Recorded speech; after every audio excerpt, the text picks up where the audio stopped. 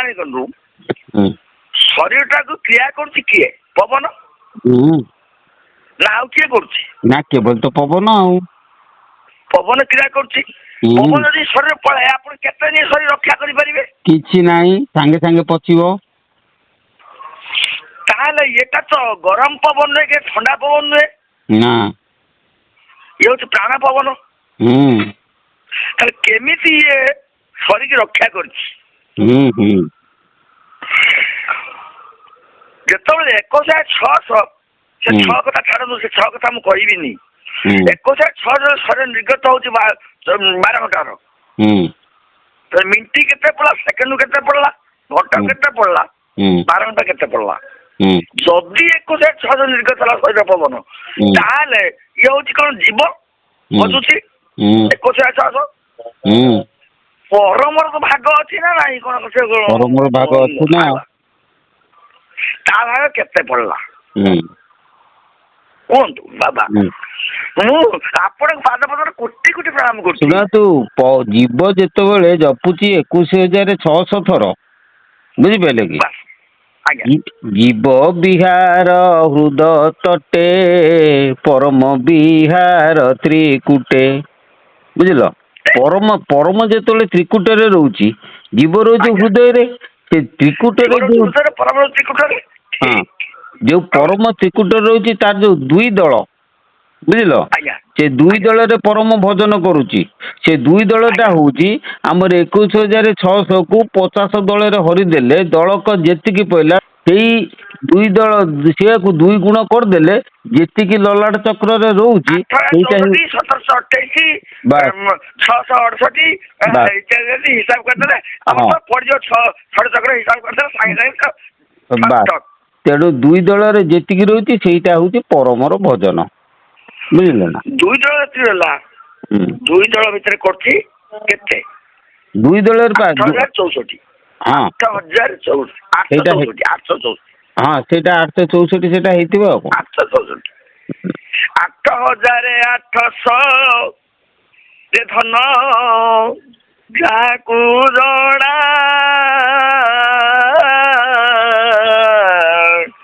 ସେ କାହିଁ ହଇବ ଏ ମର୍ତ୍ତ୍ୟରେ ବଣା। ବଣା କାହିଁକି ହବ? ବାସ୍ ବାସ୍, ସେ 8,800 ହଉଛି ପରମର ଭଜନ। ନାଇଁ ବାବା, ସମୟ ହେଇଗଲାଣି, ଆମକୁ ବହୁତ କଷ୍ଟ ହବ ନା ବାବା? ଆମେ ବର୍ତ୍ତମାନ ଡାବାନଳ ଯିବା। କାହିଁକି ଡାବାନଳକୁ ଯିବା?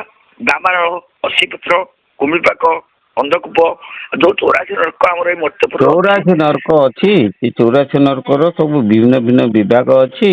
ସେଇ ବିଭାଗରେ ଏଇ ପ୍ରତ୍ୟେକ ଦିନ ପ୍ରତ୍ୟେକ ନର୍କ ଯିବାକୁ ପଡୁଛି। କୁହନ୍ତୁ ବାବା, ନା ଠିକ ନା କୁହନ୍ତୁ? ଏଇଟା ଠିକ। ପ୍ରତ୍ୟେକ ଦିନ ଆମେ ଗୋଟେ ଗୋଟେ ନର୍କକୁ ଯାଉଛନ୍ତି। ହଉ, ମୁଁ ଟିକେ ବର୍ତ୍ତମାନ ବ୍ୟସ୍ତ ରହିଛି। ବାବା କୋଟି କୋଟି ପ୍ରଣାମ ଆପଣଙ୍କ ପଦ୍ମ ପାଦ ତଳେ, ଆପଣଙ୍କ ପଦ୍ମ ପାଦ ତଳେ କୋଟି କୋଟି ପ୍ରଣାମ। ଆଉ ଦିନେ ଏଇ ଯାହା ହଉ ଏତିକି ଖୁସି ଲାଗିଲା, ବହୁତ ବହୁତ ଧନ୍ୟବାଦ ଆପଣଙ୍କୁ, ମୁଁ ଖୁସି ଲାଗିଲା। ଆପଣ ଯୋଉ ଛାଡୁଛନ୍ତି, ଆପଣ ଯୋଉ ଭିଡିଓଟା ଛାଡୁଛନ୍ତି, ଏଇ ଲାଇନ ଗୁଡା କଣ କି? ଏ ଲାଇନ ଆପଣ କହିଲେ ଏଇଟା ହଉଛି ବିଜ୍ଞାନଗତ ଜିନିଷ ଗୁଡାକ। ଲାଇନ ଲୋକ ମୁଁ ଦେଖୁଛି ଆପଣଙ୍କର, ଏ ଲାଇନ ବହୁ ଲୋକ ଜାଣିନାହାନ୍ତି। ନା, ବହୁ ଲୋକ ଜାଣିନାହାନ୍ତି। ତେଣୁକରି ଏଥି ଉପରେ ବହୁ ଲୋକ ମାତିବେନି। କାହିଁକି ମୁଁ ଦେଖିବାରେ ଏଇ ଜିନିଷ ଉପରେ ଯଦି କହିବେ ଜିନିଷଟାକ, କହିବେ କଣ ଖାଲି ଅନ୍ତନାଡି, ବାୟୁ, ପବନ, ଏରା କଣ କହୁଛି ଲୋକ, ହେଲା? ସିଏ ଖାଲି ସିଏ କୋଉଥିରେ ଯାଇ ପଳେଇଛନ୍ତି ନା, ଯୋଉ ଆମର ଇସ୍କନ ବାଲା ଯାହା କରୁଛନ୍ତି ଏଇ ଲାଇନ ଉପରେ ମାତିଗଲେ ଲୋକ ବହୁତ। ଆଜ୍ଞା। ତାପରେ ଆଉ ଆମର ଜୟଗୁରୁଙ୍କ ଉପରେ କେତେ ମାତି ଯାଇଛନ୍ତି, ଆଉ ଓମ୍ ଶାନ୍ତି ଉପରେ କେତେ ମାତିଗଲେ। ଆମ ଏରିଆ କଥା ମୁଁ କହୁଛି। ଏଇ ଯୋଉ ଲାଇନଟା, ଏଇ ଲାଇନରେ ଯୋଉ ଖଣ୍ଡେ 2 ଖଣ୍ଡ ଅଛନ୍ତି ଲୋକ, ମାନେ 100 ଲୋକରୁ ଜଣେ 2 ଜଣ ଥିବେ, ସେଥିରେ ତ 100 ଜଣ ଯୋଉ ଜଣେ 2 ଜଣ ସେମାନଙ୍କ ଗର୍ବ ରହୁଛି। ଆପଣ ଲାଇନ ଯୋଉଟା କହୁଛନ୍ତି, ସେ ଲାଇନରେ କିଛି ଅସୁବିଧା ରହୁଛି, ସେମାନେ ଗର୍ବ ଯୋଗୁ ସେମାନେ ଠିକ କହୁଛନ୍ତି, ଘରେ କର୍ମଟା ଉଲ୍ଟା କରିଦଉଛନ୍ତି। ଘରେ କଣ କରୁଛନ୍ତି ନା, ସବୁ ଠିକ କହୁଛନ୍ତି, ସବୁ କରୁଛନ୍ତି ଠିକ, ଆଡେ ବାପାଙ୍କୁ ବାଡଉଛନ୍ତି। ବାସ୍ ବାସ୍ ସେଇ କଥା ଶୁଣ ସେ ପଦେ ରକ ମୁଁ କହୁଛି ଆମର ଭାଗବତରେ ଲେଖା ହେଇଛି ଦ୍ୱାଦଶ ସ୍କନ୍ଧରେ ଅଧର୍ମୀ ଉଚ୍ଚ ସ୍ଥାନେ ବସି ଧର୍ମ ବୋଲିବେ ଉପଦେଶୀ ଏଇଟା ହଉଛି ଭାଗବତରେ ଭବିଷ୍ୟବାଣୀ ଅଛି ଯେ ଅଧର୍ମୀ ଏପଟରେ ବାପା ମାଙ୍କୁ ବାଡ଼ଉଥିବେ କିନ୍ତୁ ଉଚ୍ଚ ସ୍ଥାନରେ ବସିକିରି ଧର୍ମ କଥା ଆଣି କହିଯାଉଥିବେ ପିତାମାତା ସାକ୍ଷାତ ଈଶ୍ୱର ତାଙ୍କର ସେବା ହିଁ ଈଶ୍ୱର ସେବା କିନ୍ତୁ ଦେଖିଲା ବେଳକୁ ଘରକୁ ଆସିଲା ବେଳକୁ ପିତାମାତାଙ୍କୁ ଭିନ୍ନ କରୁଛନ୍ତି ବାଡ଼ଉଛନ୍ତି ଖାଇବାକୁ ଦଉନାହାନ୍ତି ଇତ୍ୟାଦି ଇତ୍ୟାଦି ୟା ନା ହଉଛି ଡୁପ୍ଲିକେଟ୍ ଚିନ୍ତା ବୁଝିଲ କି ତାଙ୍କ କଥା ଗୁଡ଼ା ସବୁ ଡୁପ୍ଲିକେଟ୍ କଥା କିନ୍ତୁ ଅରିଜିନାଲ କଥା ନାହିଁ ତାଙ୍କର ପ୍ରାକ୍ଟିକାଲ ଅନୁଭୂତି ଅରିଜିନାଲ କଥା ସେମାନଙ୍କ ପାଖରେ ନାହିଁ ତେଣୁ ସେ ସେମିତି କହୁଛନ୍ତି ଆଉ ତେଣୁକରି ସେଥିପାଇଁ ପରା ମୁଁ ଯୋଉ ଏଇ ବାଲୁଗାଁ ସହ ଆମ ଯୋଉ ଦିକ୍ଷା ଗୁଡ଼ିକ ଅଛି ଓମ୍ ଶାନ୍ତି ହଉ କି ଜୟଗୁରୁ ହଉ ନହେଲେ ଯୋଉ ଆମର ଏଇ ଯୋଉ ଇଏ ଜିନିଷ ଯୋଉ କହୁଥିଲେ କଣଟି ହରେକୃଷ୍ଣ ବାଲା ଇସ୍କନ ଏମାନେ ତ ବହୁତ ବ୍ୟାପି ହେଲାଣି ବ୍ୟାପିଛନ୍ତି ମୁଁ ଦେଖୁଛି ଠିକ ଅଛି ମାନେ ଯୋଉ ବାହାରେ ଯାଇକି ସେବା ଭଲ କରୁଛନ୍ତି ଓମ୍ ଶାନ୍ତିରେ ସେ ଆଶ୍ରମରେ ମାନେ ସେବା ବଢିଆ କରୁଛନ୍ତି ଆଜ୍ଞା ଆମେ ଯୋଉ ଆଶ୍ରମ ସେବା କରିବୁ କଂସକାଟା ମାରି ଦଉଛନ୍ତି ସବୁ କରୁଛନ୍ତି କିନ୍ତୁ ମୁଁ ପରବର୍ତ୍ତୀ ଶୁଣିଲା ସମୟରେ ତାଙ୍କ ବାପାଙ୍କୁ ବାଡ଼ଉଛନ୍ତି ତାଙ୍କ ବାପାଙ୍କୁ ଘରୁ କାଢି ଦେଇଛନ୍ତି ସେ ଲୋକମାନେ କିନ୍ତୁ ସେଠି ଦେଖ ସେଠି ସେ ଲୋକ ଆଶ୍ରମ ଯାଇକି ମାନେ ସେବା ଏମିତି କରୁଛନ୍ତି ତମେ ଭାବିବ ଯେ ଆମକୁ ଦେଇଦଉ ଯେତିକି କଂସକାଟା ଆମେ ମାଜିଦବୁ ଆମେ ଇଏ କରିଦଉ ସିଏ କରିଦଉ ହେଲା ଗୋଟେ କଥା ହଉଛି ଦି ପ୍ରକାରର କଥା ଅଛି ଗୋଟେ ଆଚରଣ ଗୋଟେ ଉଚ୍ଚାରଣ ବୁଝିଲେ ନା ଆଚରଣ ଶୁଦ୍ଧ ସେମାନଙ୍କର ନାହିଁ ଉଚ୍ଚାରଣ ଶୁଦ୍ଧ ଆଉ ଦି ପ୍ରକାରର ସେବା ଅଛି ଗୋଟେ ହଉଛି ଆନ୍ତରିକ ସେବା ଗୋଟେ ହଉଛି ମାନସିକ ସେବା ବୁଝିଲେ କି ମାନସିକ ସେବା ହଉଛି ଡୁପ୍ଲିକେଟ ମାୟା ମିଥ୍ୟା ମନର ସେବା କିନ୍ତୁ ଆନ୍ତରିକ ସେବା ଅନ୍ତରରେ ଯିଏ ହାର୍ଟ ଯିଏ ସେବା କରେ ଅନ୍ତର ଭିତରେ ସେଇଟା ହଉଛି ବାସ୍ତବ କାହିଁକି ନା ସବୁବେଳେ ପାଇଁ ଆମକୁ ହୃଦୟଟା ବାସ୍ତବ କଥା ଦର୍ଶାଏ ବିବେକଟା ବାସ୍ତବ କଥା ଦର୍ଶାଏ ଆଉ ମନଟା ସବୁବେଳେ ଅବାସ୍ତବ କଥା ଦର୍ଶାଏ ବୁଝିଲ ତେଣୁ ମନମୁଖୀ ଯୋଉମାନେ କରନ୍ତି ସେଇଟା ଅବାସ୍ତବ ଆଉ ଯଦି ହୃଦୟ ସମ୍ପର୍କୀୟ କଥାରେ ବୁଝନ୍ତି ନିଜ ହୃଦୟରେ ଚେତନାରେ ବିଚାର କରିକି ସେଇଟା ହଉଛି ବାସ୍ତବ ତେଣୁ ବାସ୍ତବବାଦୀ ବହୁତ କମ ଅଛନ୍ତି ଆଉ ଅବାସ୍ତବବାଦୀ ପ୍ରାୟ ସବୁ ତେଣୁ ଏଇଟା ଚାଲୁଛି ଏଇଭଳିଆ ଆଉ ଏବେ ଆପଣ ସବୁବେଳେ କହୁଛନ୍ତି ମନ ପବନ ଗୋଟେ ଜିନିଷ ତାକୁ ବାଣ୍ଟିଲେ ଇଏ ଠିକ ହେଇଯିବ ଏଇ ଜିନିଷ ଦେଇ କାହାକୁ କହିବେ ସିଏ କହିବେ କଣ ମନ ପବନ ଏଠୁ ଆସିଲା କୋଉଠି ଆସିବୁ ସିଏ କଣ ଏମିତି କହୁଛନ୍ତି କଣ ମନ ପବନ ଏସବୁ କାହିଁକି ଏଠି ସବୁ ମୂର୍ତ୍ତି ପୂଜା ଉପରେ ବେଶୀ ଧ୍ୟାନ ଦେଇଦେଲେ ଏଠି ସଂସାରରେ ମୂର୍ତ୍ତି ପୂଜା ଯୋଉ ଟିଭି ଗୁଡା ଦେଖୁଛନ୍ତି ସେ ସବୁ ଅଲଗା ଲାଇନରେ ପଳଉଛନ୍ତି ଲାଇନ ପଳେଇବାକୁ ଏଇ ଲାଇନକୁ ସେମାନେ କେହି ବି ମାନେ ଆଗ୍ରହ ନାହିଁ ଦେଖିବି ମୁଁ ଆପଣ ଦେଖୁଛି ଜିନିଷ ଗୁଡାକ ପୁରା ଓରିଜିନାଲ କଥା କହୁଛନ୍ତି ପୁରା ସେଥିରେ ମାନେ ମାନେ ଜୀବ ମୁକ୍ତି ପାଇବା ପାଇଁ ବହୁତ ଭଲ ଲାଇନ ଗୁଡା କହୁଛନ୍ତି ମେଡିଟେସନ ଟା ହଉଛି ଟୋଟାଲ ରୋଗର ଔଷଧ ମେଡିଟେସନ ବିନା କିଛି ନାହିଁ କାହିଁକିନା ସେ ହଉଛି ସାରଟା ପୁରା ମାନେ ଯେମିତି ଆମର ସପ୍ତ ଧାତୁରୁ ମୁଖ୍ୟ ଧାତୁ ହଉଛି ସେ ଗୋଟିକ ନା କଣ ଯେମିତି ଆମର ଇଏ ସହାସ ଚକ୍ର ଭଳିଆ କହିଗଲେ ଆପଣ ଜିନିଷଟା କିନ୍ତୁ ଏଇ ଲାଇନ ଲୋକ ମୁଁ ତାକୁ ବୁଝେଇବି ଲୋକ ବୁଝିପାରିବେନି ଜିନିଷ ଗୁଡାକ ମୁଁ କାହିଁକି ଏଇ ଲାଇନ ଖୋଜୁଛି ଯୋଉ ଆପଣ କହିଲା ଯାହା ପୂର୍ବଜନ୍ମ ଟିକେ ଥବ ସେ ଲାଇନ ଖସିବା ପାଇଁ ଚେଷ୍ଟା କରିବ ଦିନକୁ କାରଣ ଆମେ 24 ଘଣ୍ଟା ଏଇ ଲାଇନ ଖସିବା ପାଇଁ ଚେଷ୍ଟା କରୁଛୁ 24 ଲାଇନ ଖସିବା ଚେଷ୍ଟା କରୁଛୁ କିନ୍ତୁ ଆମେ ତ ରାସ୍ତା ପାଉନୁ ବାଟ ପାଉନୁ ବାଟ ପାଇଲା ଦେଖିଲା ବେଳକୁ ଆପଣଙ୍କ ଖୋଜିଲେ ଏତେ ଦିନ ପରେ ତାର ଯିଏ ଗୋଟେ ଶାସ୍ତ୍ର କହୁଛି ଆପଣଙ୍କର ଯେକୌଣସି ବସ୍ତୁ ହଜିଯାଉ ଯଦି ଆପଣ ତାକୁ ପ୍ରକୃତରେ ଖୋଜୁଥିବେ ସିଏ ଲାଷ୍ଟ ଆପଣଙ୍କୁ ଖୋଜିବ ମନେକର ଆପଣଙ୍କର ସୁନା ଚେନ୍ ଟେ ହଜିଗଲା ଆପଣ ତାକୁ ପୁରା ପ୍ରାଣ ପ୍ରାଣଟା ଖୋଜୁଛନ୍ତି ଦେଖିବେ ସୁନା ଚେନ୍ ବି ଆପଣଙ୍କୁ ପ୍ରାଣ ପ୍ରାଣ ଖୋଜିବ ଲାଷ୍ଟକୁ ତେଣୁକରି ମୁଁ ଆପଣଙ୍କୁ ଖୋଜୁଥିଲି ଖୋଜି ଦେଖିଲେ ଆପଣ ପୁରା ସ୍ପଷ୍ଟ ଭାବରେ ମୋବାଇଲ ନମ୍ବର ମୁଁ ଆଶ୍ଚର୍ଯ୍ୟ ହେଇଗଲି ଚକିତ ହେଇଗଲି ମୁଁ ଏମିତି ଲୋକ ଅଛନ୍ତି ମାନେ ମୋବାଇଲ ନମ୍ବର ଗ୍ୟାରେଣ୍ଟି ସହିତ ଦେବେନି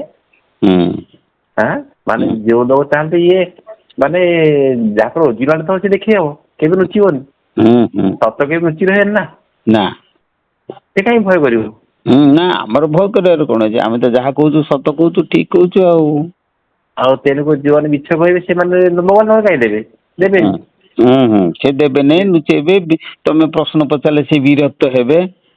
ସେଇଠୁ ଧରା ପଡିଯିବ, ଆରମ୍ଭ ଚିଡଚିଡା ଧରା ପଡିଯିବ, ତାଙ୍କର କଥା ବୁଲେଇବେ। ଗୋଟେ ଗୋଟେ ଲୋକ ଜାଣିନଥିବେ, କହିବେ ସେ ଗୁରୁ ନ କଲେ ହବ ନା, ସେ ଏମିତି ହବ ନା, ଆଉ ତମେ ଯଦି ଟିକେ ଅଧିକା କରି କହିବ ସେ ବିଗିଡିବେ ତମ ଉପରକୁ। ସେ ତା ଅର୍ଥ ସେମାନେ ଜାଣିନାହାନ୍ତି, ନିଜେ ନିଜେ ଜ୍ଞାନୀ ବୋଲିକି ବୋଲଉଛନ୍ତି। ତେଣୁ ତାଙ୍କ ଜ୍ଞାନ କଥାଟା ଧରା ପଡି ଯିବା ଭୟରେ ସେମାନେ ବିଗିଡନ୍ତି, ଚିଡନ୍ତି, ଇତ୍ୟାଦି କରନ୍ତି। ସେଇଠୁ ଆରମ୍ଭ ହେଇଯାଏ ସେଇଠୁ ପରା। ଏଇଟା ଏବେ ଆପଣ ଯେମିତି କହୁଛନ୍ତି ଶୁଣୁଛୁ ନା, କିଏ ଗୋଟେ ସକାଳେ କାଲି କହୁଥିଲେ ଗୋଟେ ଜୟଗୁରୁ, ଜୟଗୁରୁ ଆପଣ ଗୋଟେ ଭଲ ଭାବରେ ବୁଝେଇଲେ। ଜୟଗୁରୁ କାହାକୁ କୁହାଯାଏ? ଆପଣ ସନ୍ନ୍ୟାସୀ ଲୋକଙ୍କୁ ଜୟଗୁରୁ ଭୂମିଷ୍ଠ ପ୍ରଣାମ କରାଯାଏ। ଆପଣ ବୁଝେଇଲେ, ଆପଣ ତାଙ୍କୁ ବୁଝିଲେନି ତମେ ମତେ ମୁଣ୍ଡିଆ ମାରି ଇଏ କର ବୋଲି, ସିଏ କୁହାହେଇନି। ଆପଣ ବୁଝେଇଲେ ତାକୁ, କିନ୍ତୁ ଆପଣ ଯୋଉ ୱାର୍ଡଟା ବୁଝେଇଲେ, ତୁ ବୁଝି ଯାଇଥା, ଆପଣ ବୁଝେଇଲେ ତୁ ବୁଝି ଯାଇଥା ସଂସାର ଯୋଉ ନିନ୍ଦିତ ହବ ନିନ୍ଦିଆ। ଯେମିତି ଆମର ଅଷ୍ଟବକ ଋଷିଙ୍କୁ ତାଙ୍କ ବାପାଙ୍କୁ ସେ କହିଥିଲେ ପେଟ ଗର୍ଭ ଥାଇକି, ଯେମିତି ତୁ ଅଷ୍ଟବକ ଋଷିଙ୍କୁ କହିଥିଲେ ତ ବାବା ତମେ ଏମିତି ଗୀତଟା ଗାଉଛ ଯୋଉ, ତେଣୁକରି ଏଇଟା ତାଳ ଛିଣ୍ଡୁନି, ଆପଣ ଯଦି ଅନ୍ୟ ପାଖରେ ଗାଇବେ ଇଏ ହେଇଯିବ। ସିଏ କହିଲେ ତୁ ମୋ ପେଟରୁ ବାହାରିନୁ, ତୋ ମା ପେଟରୁ ତୁ ମତେ ଏମିତି କହୁଛୁ, ତେଣୁ ମୁଁ ତ ଅଭିଶାପ ଅଷ୍ଟବକ୍ର ହେଇଯା। ତେଣୁ ଆପଣଙ୍କ ଆଜ୍ଞା ଆପଣଙ୍କର କଥାରେ ମୁଁ ସେଇଟା ଅନୁଭବ କଲି। ଆପଣ ତାକୁ ସେଇଆ ବୁଝେଇଲେ ଯେ ତୁ ମତେ ମୁଣ୍ଡିଆ କଥା ମୁଁ କହୁନି ତତେ, ତୁ ମତେ ଜୟଗୁରୁ କହନି, ଏମିତି ସମସ୍ତେ କହିବୁନୁ, କହିବୁ ଯାହାପରେ ଜ୍ଞାନ ଥିବା ଲୋକ ବି ସେ ତତେ ଜ୍ଞାନ ଦବନି। କାରଣ ସାଧୁ ସନ୍ଥ ଲୋକଙ୍କୁ ତୁ ଯଦି କହିବୁ ଜୟଗୁରୁ ବୋଲି, କେମିତି ହବ? ସେଇଟା ଭୂମିଷ୍ଠ ପ୍ରଣାମ କରାଯାଏ। କାହିଁକି? ସଦଗୁରୁ ଯେ ମାରିବ ଗୋଇଠା, ଅନ୍ଧାର ଘରେ ଜଳେ ଗୋଇଠା, 12 ବର୍ଷ ତପ କଲେ, ତପ କଣ କହିଲେ ଗୋଟେ କହିଲେ ଗୋଟେ 12 ବର୍ଷ କଲେ ସେବା, ଗୁରୁ କହିଲେ କିଛି ଦେବା। କିଛି ଦେବା, ସେଇ କିଛିଟା ସବୁ କିଛି ଥବ, କିନ୍ତୁ କିଛି ମାତ୍ରାରେ ସବୁ କିଛି ଥବ, କିନ୍ତୁ କିଛିଟା ସହଜରେ ମିଳିବନି। ସେ କିଛିଟା ସହଜରେ ମିଳିବନି, ଏଇଟା ଏକଦମ ସତ। ସେ କିଛିଟା ମିଳିବନି। ଆଜି କିଛିଟା ଯୋଉଟା ମିଳିଲା, ସେ ସବୁ କିଛି ମିଳିଗଲା। କାହିଁକି? ସବୁ ଗୁରୁଙ୍କ ପାଖରେ ଇଏ ନଥାଏ, ଦିବ୍ୟ ଜ୍ଞାନ ନଥାଏ ନା, ବୁଝ ତ? କାହିଁକିନା ସବୁ ଜିନିଷ, ସବୁ ନାଗ ପାଖରେ ମଣି ନଥାଏ ନା, ସବୁ ଜଙ୍ଗଲରେ ଚନ୍ଦନ କାଠ ଅଛି। ତେଣୁ ତୁ ଜାଣିବା ଦରକାର। ତେଣୁକରି ସମସ୍ତେ ଯଦି କହିଲ ଜୟଗୁରୁ ଜୟଗୁରୁ, ତ ପ୍ରଥମେ ଇଏ କରିଦବ, ଦୁଆର ମୁହଁକୁ ମୂଳ ଦ୍ୱାର ଯାଉ ଗଣେଶକୁ ନାତ ବାନ୍ଧିଲନି ପ୍ରଥମେ। ମୂଳ ଧର ଚକ୍ର ଅଛି ଗଣେଶ, ତାଙ୍କୁ ତ ନାତ ମାରିଲନି, ମୁଁ ଆଉ କୋଉଠି ଯିବ ତାକୁ ଆଶା ଛାଡିବ ତମକୁ, ସେ ଉପରୁ ଉଠିବ। ତାକୁ ଇଆଡେ କହୁଛ ଅଗ୍ର ପୂଜନୀୟ, ତାକୁ ଗୋଇଠା ବାଜିଲାଣି ଯାଇକି ଯାଉ କଣ କରିବି, ମତେ ଟିକେ ଦିଅନ୍ତୁ କଣ କରିକି, ମୋର ଇଏ ଆତ୍ମ ଦର୍ଶନ ଟିକେ କରନ୍ତୁ। ଆସିଲେ ତ ମୁଁ ତ ଆପଣ ତ ମୁଁ କରିବି, ଆପଣଙ୍କୁ ଜଞ୍ଜାଳରେ ଇଏ ହେଇଥିଲି, ଆପଣ ମତେ ଫେର ଉଦାହରଣ ଦେଇଦେବେ ଯେ, ମୁଁ ଜାଣିଛି ଆପଣ କଣ ଉଦାହରଣ ଦେବେ, କହିବେ ତୁ ନିଜେ ବାନ୍ତି ହେଇକି ଅଛୁ, ଭିଡ ଟାଇଟ୍ ହଉଛୁ, ଫେର କହୁଛୁ ଜଞ୍ଜାଳ ମିଳୁଛି। ମୁଁ ଜାଣିଛି ତାର ଉତ୍ତର ଆପଣ ଦେଇଦେବି, କାହିଁକିନା କାଉ ଜଣ ଆଉ ଜଣ ଉତ୍ତର ଦଉଥିଲେ ଦିଆ ଏଇଟା ବୋଲି କହିବେ, ମୁଁ ଜାଣିଛି। ମୁଁ କହିବି ଆଜ୍ଞା ଜଞ୍ଜାଳ ଅଛି, ଯାଇପାରିବିନି, ଆପଣ କଣ କହିବେ? ଜଞ୍ଜାଳ ତୁ ଅଛୁ, ତୁ ବା ନିଜେ ଗୋଟେ ବାନ୍ଧିକି ରାଜା ଗୋଟେ ବକଟେ କରୁନଥିଲି ଆପଣ, ମନେ ରଖିଛ ଆଉ। ମତେ ସେଇଟା ଆପଣ କହିବେ, ତୁ ନିଜେ ବାନ୍ଧେଇ ଟାଇଟ୍ କରୁଛୁ, କହୁଛୁ ମତେ ମୁକ୍ତି ଦିଅ, ମତେ କଷ୍ଟ ହଉଛି, ହାତରେ ଟାଇଟ୍ କରୁଛୁ ରୋଡଟାକୁ, ତୁ କହୁଛୁ କଷ୍ଟ ଦିଅ। ମନ୍ତ୍ରୀ ଯେ ତାହେଲେ ବହୁତ ଉଦାହରଣ ମୋର ଦେଖୁଛ, ତାହେଲେ ମତେ ଭଲ ଲାଗୁଛି, ବହୁତ ଭଲ ଲାଗିଲା। ଅଦ୍ଭୁତ ଆପଣ ବା କହିଲି। ମୁଁ ଆଜ୍ଞା ସତତା କହୁଛି, ମୁଁ କାହାକୁ ମାନେନି, କାହିଁକିନା ମୁଁ ଆପଣଙ୍କୁ ଗୁରୁ ବୋଲି କହୁଛି ବୋଲି ଭୂମିଷ୍ଠ ପ୍ରଣାମ ଫେର ମାରୁଛି। କହୁଛି କାହିଁକି? ମୁଁ ତେଣୁ ଇଏ ଚିତ୍ର ପୂଜାରୀ ନୁହଁ, ଚରିତ୍ର ପୂଜାରୀ। ଏଇ ଯୋଉ ପଥର ଇଏ ସବୁ ଲୋକକୁ ଦେଖିଲେ ଭୟରେ ଖାଲି ମାରିଦେବେ, ବାଡାଡିକି କରିଦେବେ ଏଠି, ନହେଲେ ଭିତରୁ ନାହିଁ ମୋର। ତମର ହେଲା, ତମେ ହେଲ ଅବ୍ୟକ୍ତ କାମୀ, ବୁଝିଲ ନା? ତେଣୁ ସାକାର ପୂଜା ନୁହେଁ, ତମର ନିରାକାର ଦରକାର, ନିରାକାର ଜ୍ଞାନ ହିଁ ଦରକାର, ଆତ୍ମଜ୍ଞାନ ଦରକାର। କାହିଁକି ନା ଆମ ଠାକୁର କହିଲେ, ଶୁଣ, ଆତ୍ମା ଠାରୁ ଦେବ ନାହିଁ ତ୍ରୟ ଭୁଜ ଭୁବ, ଉଡା ବୁଡା ଚଳ ଅଚଳେ, 56 କୋଟିରେ ଏକ ନାମକ୍ଷରେ, ଅ ଉ ମ ତ୍ରିବିଜ ସୂତ୍ରରେ, କିଟୁ ବ୍ରହ୍ମରେ ବିହରେ ସେ ପ୍ରାଣ ରୂପରେ। ବୁଝିପାରିଲେ ନା? ତେଣୁ ଆତ୍ମା ହଉଛି ମୂଳ ଠାକୁର। ଆମ ଯୋଉ ଆତ୍ମା ଶରୀର ଭିତରେ ପ୍ରକାଶ ପାଇଛନ୍ତି ସେ ଆତ୍ମାକୁ ଅନୁସନ୍ଧାନ କରିବା ହଉଛି ଆମର କର୍ତ୍ତବ୍ୟ। ତାଙ୍କୁ ଅନୁସନ୍ଧାନ କରିସାରିଲା ପରେ ଆଉ କିଛି ଦରକାର ନାହିଁ। ବିଶ୍ୱ ବ୍ରହ୍ମାଣ୍ଡରେ ସାରା ବିଶ୍ୱରେ କେବଳ ଗୋଟିଏ ମାତ୍ର ବସ୍ତୁ ରହିଛି ପ୍ରାଣୀ ଶରୀର, ଯାହା ମଧ୍ୟରେ ଚେତନ ଶକ୍ତି ସିଧା ପ୍ରକାଶ ପାଆନ୍ତି। ପ୍ରାଣୀ ଶରୀରକୁ ଛାଡ଼ିଦେଲେ ଉଦ୍ଭିଦ, ମାଟି, ପଥର, ଗୋଡ଼ି, ଶୂନ୍ୟ, ମହାଶୂନ୍ୟ ଯୋଉଠି ଦେଖିବା ସେ ସବୁ ଜାଗାରେ ପ୍ରକାଶ ଅପ୍ରକାଶ ଗୁପ୍ତ ବା ଡରମାଣ୍ଟ କଣ୍ଡିସନରେ ରହିଛନ୍ତି। କେବଳ ପ୍ରାଣୀ ଶରୀରରେ ସେ ସ୍ୱତନ୍ତ୍ର ସ୍ୱୟଂ ନିଜେ ପ୍ରକାଶ ପାଇଛନ୍ତି। ଯଦି ଏଇଟା ସତ, ଏଇଟା ଯୋଉଦିନ ମୋର ଜ୍ଞାନ ହେଇଗଲା ମୁଁ ସେଠୁ ଜାଣିଲି କେବଳ ଶରୀର ଭିତରେ ହିଁ କେବଳ ସବୁ ପାଇବା, ଆଉ ଛାଡ଼ିଦେଲେ ଆଉ କୋଉଠି ପାଇବା ନାହିଁ। ତେଣୁ ଶରୀର ଭିତରେ ଜ୍ଞାନ କରିବା ପାଇଁ ହେଲେ ସେ ଯୋଉ ୟୁଟ୍ୟୁବରେ ମୁଁ କଣ କେବଳ ଶରୀର ପାଇଁ ଛାଡୁଛି ନା ଆଉ ଦେଖିବ ୟା ପରେ ମାତୃଗର୍ଭରେ ଭ୍ରୂଣଟା କେମିତି ସୃଷ୍ଟି ହେଲା ଏବଂ ସେଇ ଭ୍ରୂଣଟା ବିଜ୍ଞାନ କଣ କହୁଛି। ସିଧାସଳଖ ଆମର ବ୍ୟାସଦେବ ଲେଖିଛନ୍ତି, ସିଧାସଳଖ କଲଳଂ ତ୍ୱକରାତ୍ରେଣ କଲଳ କଲେ ଭ୍ରୂଣକୋଷ। ଗୋଟିଏ ରାତ୍ରରେ ସେ ଭ୍ରୂଣକୋଷ ହୁଏ। ଗୋଟିଏ ରାତ୍ର କଲେ 24 ଘଣ୍ଟା। ଖେଳିଦିଅ ଗୁଗୁଲ ସିଧାସଳଖ ସାଇଣ୍ଟିଷ୍ଟ ମାନେ କହିଛନ୍ତି 24 ଘଣ୍ଟାରେ ସିଏ ଜାଇଗୋଟରେ ପରିଣତ ହୁଏ ଭ୍ରୂଣକୋଷରେ। ତେଣୁ ଭାଗବତ ଯାହା ଲେଖିଛି ବିଜ୍ଞାନ ସେଇଆ କହୁଛି। ମୁଁ ତ ଟାଲି କରିକି କହିଛି, ଯୋଉ ମୁଁ କହିଲି ଆମର ଯୋଉ ଗୁରୁବାର ଯୋଉ ଏପ୍ରିଲ 30, ମେ 1, 2, 3 ଏଇ 3-4 ଦିନର ଭିଡ଼ିଓ ଯଦି ଦେଖିବ କେମିତି ଶ୍ଲୋକ ଲେଖିଛି, ତାର ବୈଜ୍ଞାନିକ କାରଣ ମଧ୍ୟ ମୁଁ ଲେଖିଛି। ଶ୍ଲୋକ ଏଇଆ କହୁଛି, ସାଧୁମାନେ ଏଇଆ କହୁଛନ୍ତି, ବିଜ୍ଞାନ ଏଇଆ କହୁଛି। ମୁଁ ଡାଇରେକ୍ଟ ଲେଖିଛି। ତାକୁ ଯଦି ଦେଖିବେ ଜାଣିପାରିବେ। ଦେଖିବା ଲୋକ ଜଣେ ଆପଣ ଗୋଟେ ଶୁଣିଲି ପରା ଗୋଟେ ସେଥିରୁ ହେଇଥିଲା। ଆପଣ କହିଲେ ହାରିନି ବୋଲି ଫେରି ନା ଯାଅ ଦୁଃଖେ, ଜିତିଲି ବୋଲି କେବେ ନ କହ ମୁଖେ।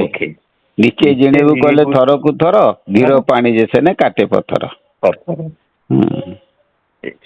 ଏଇଟା ମୋ ହୃଦୟକୁ ପୁରା ସ୍ତମ୍ଭିତ କରିଦେଲା ଆପଣଙ୍କ କଥାଟା। ତେଣୁ ଆପଣଙ୍କୁ ସ୍ଲୋ କରି ଲେଖିଲେ ଏଇଟାକୁ କାହିଁକି ନା ଏଇ ମନ ନା ଭୁଲି ଯାଉଛି ନା ମୁଁ। ତେଣୁକରି ଜିନିଷଟା ନହେଲେ ତମକୁ କେମିତି ଭୁଲେତେ ଲେଖିଲି ଜିନିଷଟା ମାନେ ଗୋଟେ ମାଇଣ୍ଡଟା ଗୋଟେ ସ୍ଥିର ହେଇଯାଉଛି। କାହିଁକିନା ଆପଣ ଲାଇନ ଲୋକ ଟିକେ ନା ଆମେ, ତେଣୁ ଆମର ଆମେ ଗୋଟିଏ କଥା ହଉଛି ଶୁଣ, ପୂଜାରୀ ନୁହଁ। ଆମେ ପଥର ପୂଜାରୀ ନୁହଁ। ଆମକୁ ମତେ ମାରିଦେଲେ ବି ମୁଁ ସେଇ ଲାଇନ ଯାଇପାରିବିନି। କାହିଁକି ଜାଣି ମତେ କେହି ଇଏ କରିନାହାନ୍ତି, ମତେ କେହି ଗୋଟେ ବତେଇ ଶିଖିନାହାନ୍ତି, କିନ୍ତୁ ମୁଁ ସେଇ ଲାଇନରେ ଯାଇପାରିବିନି। ମତେ ମାରିଦେଲେ ବି ମତେ ସମସ୍ତେ କହନ୍ତି, ଆମର ଜଣେ ପୂଜାରୀ ଆସିକି କହିଲା ଆମ ଘରେ ଆମ ବୋଉକୁ, ତମ ବଡ ପୁଅଟା ଆମ ମନ୍ଦିରକୁ କେବେ ଆସୁନି, ତମ ସାନ ପୁଅ ସବୁ ଆସୁଛି। ଆମ ବୋଉ କହିଲା ତମେ ଦେଖିନ ସେ ଆସୁଛି ଯେ ମାନେ କଣ ହଉଛି ଜିନିଷଟା ହଉଛି, ମୁଁ କଣ କେମିତି ଜାଣିଛି। ମୁଁ ତ ଭାବୁଛି ଅଣୁମାତ୍ରେ ଈଶ୍ୱର ଜଣୁ କାହାକୁ ପୂଜା କରି ମୁଁ ଜାଣିପାରୁନି। ଗୋଟେ ପଥରଟାକୁ କଣ ପୂଜା କରି ସବୁବେଳେ ତ ମତେ ଈଶ୍ୱରମୟ ଦେଖୁଛି, ପୃଥିବୀଟା ଈଶ୍ୱରମୟ। ଆଉ ମୁଁ ଜଣୁ କାହାକୁ ପୂଜା କରି ଗୋଟେ ପଥରଟାକୁ ପୂଜା କରି ସେଟା କୋଉଠି। କାହିଁକିନା ଆପଣଙ୍କ ରାଜ୍ୟ ଆପଣ କହୁଥିଲେ ରାମକୃଷ୍ଣ ପରମହଂସ ଗଲେ ଈଶ୍ୱର ନାରୀ ମାତ୍ରକେ ଜଗଜ୍ଜନନୀ। ନାରୀ ମାତ୍ରକେ ଜଗଜ୍ଜନନୀ ଆଉ ସବୁ ନାରୀ ତ ଜଗଜ୍ଜନନୀ ଆଉ ଅଣୁମାତ୍ର ତ ଈଶ୍ୱର। ଆଉ ମୁଁ ଯାଇକି ଗୋଟେ ପଥରଟା ଆପଣ ରଖୁଛନ୍ତି, ମତେ କହୁଛନ୍ତି ମୁଣ୍ଡିଆ ମାରିବି। ମୁଁ କଣ ମତେ ପ୍ରମାଣ ଦେଲେ ସିନା ମୁଣ୍ଡିଆ ମାରିବି। ମତେ କିଛି ପ୍ରମାଣ କିଛି ଦଉନାହାନ୍ତି, ମୁଣ୍ଡିଆ ମାରିବି। ସେଟା କେମିତି ହବ? ମୁଁ କହିବା ସମସ୍ତେ ଯୋଉ ଲାଇନ ଯିବେ ମୁଁ ସେଇ ଲାଇନ ଯିବି, ତାହେଲେ ମୁଁ ଲାଭ କଣ ହେଇଗଲେ? ସବୁ ବିଲ ଯୋଉ ଲାଇନ ଯିବ ମୁଁ ସେଇ ଲାଇନ ପଡିଲି। ଗୋଟେ ବିଲ ଡେଇଁଲା ତ ଡେଇଁଗଲା ତ ଆର ବିଲଟା ବି ଡେଇଁଗଲା। ଆର ତଳ ରାସ୍ତା ଗଳିକି ଯିବା ରାସ୍ତା ଅଛି, ଡେଇଁବା ଦରକାର କିଏ ଜାଣିବା ଦରକାର ନାହିଁ। ଆମେ ସମସ୍ତେ କିଏ ଡେଉଁଛୁ ତ ମୁଁ ଡେଇଁବି। ଏମିତି ଚାଲିଛି ସଂସାର ଆଉ କଣ। ଚାଲିଛି ଆଉ ଏବେ ପୁଣି ଫେର ସେଇ ସାରଥୀ ବାବା ଯୋଉ ଆସିଥିଲେ, ଲୋକ ଯାଇକି ମାନେ ଇଏ କରିଦଉଛନ୍ତି, ଇଏ କରୁଛନ୍ତି। ମାନେ ଭାବ ଦେଖନ୍ତୁ ଲୋକ କେମିତି କଣ କରୁଛନ୍ତି, ମାନେ ମୁଁ ବୁଝିପାରୁନି କଣ ଚାଲିଛି ଆମ ମୁଣ୍ଡରେ। ନା ସେ କଥା ହଉଛି କଣ କି, ଆମ ଯୋଉ ସମାଜଟା ସବୁ ଭାଗ ହେଇଯାଇଛି। ଦଳେ ପ୍ରଥମ ଶ୍ରେଣୀରେ ରହିବେ, ଜଣେ ମଧ୍ୟମ ଶ୍ରେଣୀରେ ରହିବେ, ଜଣେ ଉଚ୍ଚତର କ୍ଲାସ ରହିବେ ପ୍ରଥମ ଶ୍ରେଣୀ ଗୁଡ଼ାକ ଯେଉଁମାନେ ସେମାନେ ହେଉଛନ୍ତି କ'ଣ ଅନ୍ଧବିଶ୍ୱାସୀ। ସେ ଅନ୍ଧ ଭାବରେ ବିଶ୍ୱାସ କରିବେ ଆଉ ତାଙ୍କର ସେ ଭଲ ହଉ ମନ୍ଦ ହଉ କେବଳ ଅନ୍ଧବିଶ୍ୱାସରେ ସେ ଚାଲିବେ। ଏଇ ଯେଉଁ ସାରଥୀ କଥା କହିଲେ ପୁଣି ଲୋକ ଯାଇ ମିଶିଲେ, ଯେଉଁ ଲୋକ ମିଶିଲେ ସେ ଲୋକ ହେଉଛନ୍ତି ସବୁ ଅନ୍ଧବିଶ୍ୱାସୀ। ସେ ଅନ୍ଧ ଭାବରେ ବିଶ୍ୱାସ କରନ୍ତି କିନ୍ତୁ ସେମାନଙ୍କର ଆଖି ନାହିଁ, ଜ୍ଞାନ ଚକ୍ଷୁ ନାହିଁ। ବୁଝିପାରିଲେ ନା? ସେମାନେ ସବୁ ହେଉଛନ୍ତି ଅଜ୍ଞାନରେ ଅନ୍ଧ। ତେଣୁ ସେମାନେ ଜ୍ଞାନ ଚକ୍ଷୁ ସେମାନଙ୍କ ପାଖରେ ନାହିଁ। ଏଇ ହେଉଛି କଥା। ହଉ ପଛରେ କଥା ହେବା, ଯାଉଛି। ଆଜ୍ଞା। ହଁ।